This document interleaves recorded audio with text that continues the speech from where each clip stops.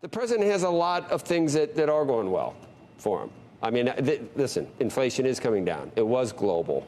Unemployment is at phenomenal levels. No, the job market's been pretty darn good. The Fed has been able to normalize rates to some extent, and it hasn't knocked us into a recession at this point. The one fly in the ointment, and you can say it's global, is inflation. I think he's going to say that it was necessary to do all that spending. Gosh, no.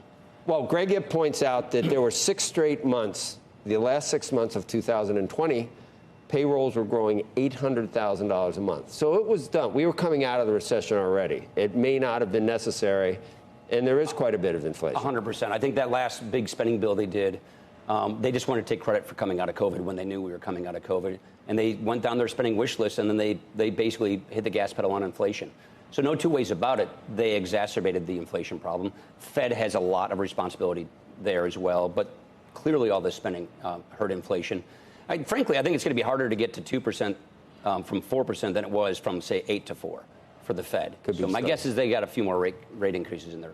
They've blamed inflation on Putin in the war, but you can look at gas prices. Politicians blame other things. There's all the inflation was already happening before that. Well, but it did happen for a while. It was pandemic. Come back down. When you have this kind of M2 growth, I mean, we can go on. Inflation was not Vladimir Putin's fault. There's a lot of things that were his fault. That was not Vladimir Putin's fault. That was an exogenous shock that didn't help. But also shutting down American energy supply is a bad thing as well. I mean, look, if you want to look at what I think Joe Biden's going to say today, it's going to be nice rhetoric with some well-massaged statistics, but it's going to be just another industrial policy play. And this is the stuff that gets you lost decades. If we want to beat China and outcompete and have higher economic growth and more upward mobility, unleash our entrepreneurs and our innovators and get faster economic growth. But if you want to run capitalism through government like China does, I don't think we're going to win that bidding war, but I think what you're going to get is a gusher of industrial policy. Look, picking winners and losers with your ideologues at regulatory agencies is not going to grow our economy. It's what got Japan a lost decade. It's why Europe doesn't have the kind of upward mobility that we have. And I think he's going to double down on those kinds of economics. What are you talking about specifically? Are you talking about the FTC and other all of the above that look at the... He's putting ideologues in these regulatory agencies who are just crushing innovation and growth. I mean, Gary Gensler alone is basically killing the crypto industry.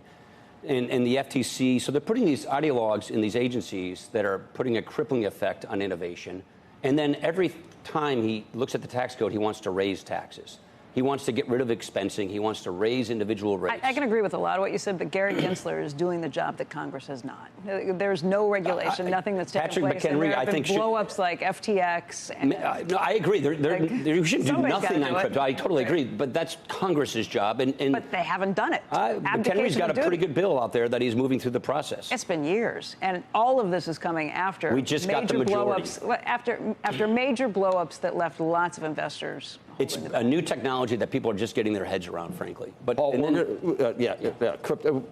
going to hear about that real wages are up, and because the last time we reported since May, I think. That's what I mean. Right. And we're going to hear there were 24 straight months where people actually made less than they did, and we're not back to where we were before it took over. So that probably needs to be said because that's not what we're going to hear. Yeah, I think what you'll hear, like I said, is our well-massaged statistics.